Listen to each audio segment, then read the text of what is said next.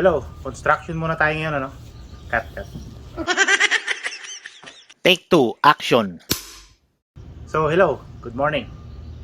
Maglilinis tayo ngayon ng mga kalan, no? Let's go.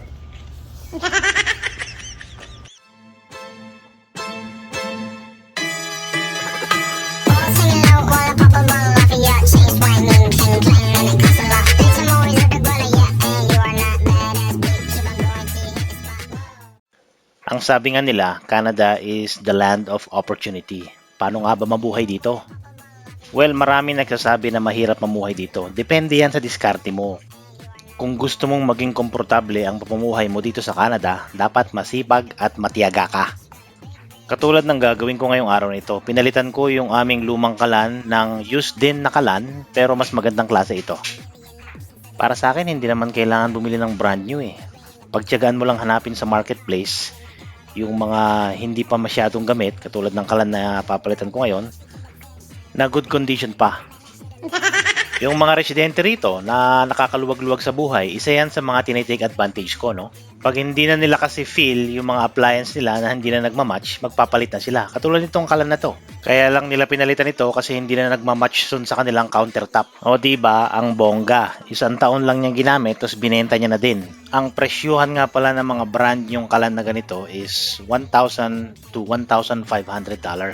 Tapos binenta lang sa akin ng $300. O diba, bongga. Alright, without further ado, i-unbox na natin tong ating Dupre Steam Cleaner. Binili ko nga pala siya sa Amazon. Kung gusto nyong bumili ng ganitong klaseng steamer, i-click nyo lang yung link sa video description at dadalhin na kayo dun sa website kung saan nyo mabibili itong product na ito. Very versatile nga pala itong steam cleaner. Pwede siya sa furniture tulad ng couch or sofa. Pwede rin siya sa floor para mawala yung mga madidikit na dumi dyan, no? Yan, scrub lang natin. Pwede rin siya sa mga grout, sa mga tiles, yung mga maiitim na grout dyan, yung mga linya-linya. Yan, yan ang before and after niya, di ba? Yan, katulad sa floor, yung mga malalagkit na dumikit na dyan. Tapos pwede rin sa oven, tulad ng ginagawa ko ngayon. Yan, yung mga makakapit na yan. Bathroom, yung gilid ng inyong mga toilet. Tapos pwede rin sa mattress o sa kama. Matatanggal niya yung mga dumi-dumi at marami pang iba. Ang kagandahan dito sa product na ito, hindi mo na kailangan gumamit ng mga matitindi o malalakas na kemikal para lang maalis yung mga dumi. Tubig lang ang kailangan mo rito, no? Katulad nga ng sinabi ko kanina, sipag at tiyaga lang ang kailangan mo para maging maayos at komportable ang buhay mo rito sa Canada. Tulad nitong kalan na binili ko, marumi nga lang siya, pero tiyagain mong linisin para magamit mo ulit. Tapos pag sawa ka na o gusto mo na ng bagong model, pwede mo siyang ibenta ng mas mahal. Pwede mo siyang ibenta up to $400, di kumita ka pa ng 100. Karamihan kasi ng mga residente rito sa Canada is super busy. Kasi yung iba, mga 2 jobs, 3 jobs, so wala na silang time para maglinis-linis ng mga ganitong mga second hand na kalan, no? So, syempre, matiyaga tayo at masipag. So, tatiyagain nating linisin ngayon. So, kikita tayo. Ganon ang diskarte dito. Sipag, tiyaga, at samahan mo na rin ng konting diskarte. So, pupunuin nyo lang ng tubig itong ating steam cleaner, tapos kukulo siya, no? Pag green na yung power button niya na yan, ibig sabihin good to go na yan. As you can see sa oven, no? Ito yung mga dumikit na mga food or oil or whatever, kasi dito nagbe-bake. So, ayan yung ating steam, pressurized steam cleaner siya, no? Kaya super init niya.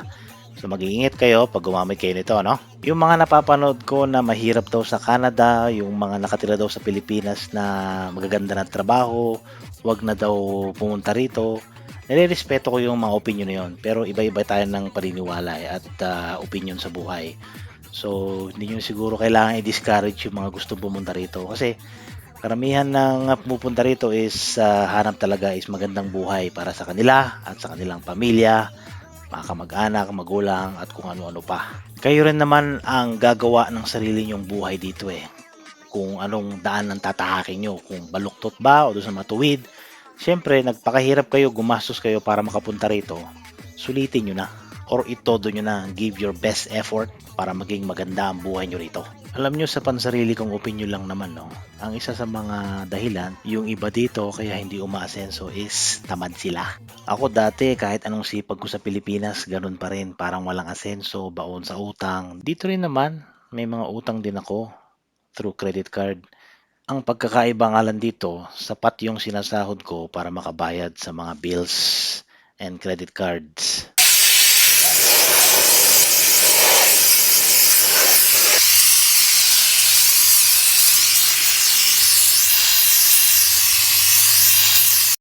As you can see, malinis na yung ating kalan at hindi rin ako gumamit dito ng mga kung ano-anong chemical, sabon at kung ano man, steam cleaner lang, tapat na. Sa mga masugid kong viewers dyan, i-follow nyo lang po ako sa aking Facebook account, YouTube, or TikTok para po maging updated kayo sa aking mga latest videos. Ito na naman po ang inyong Uncle Bry, nagpapaalam. Maraming salamat sa palaging panonood. Oh yeah!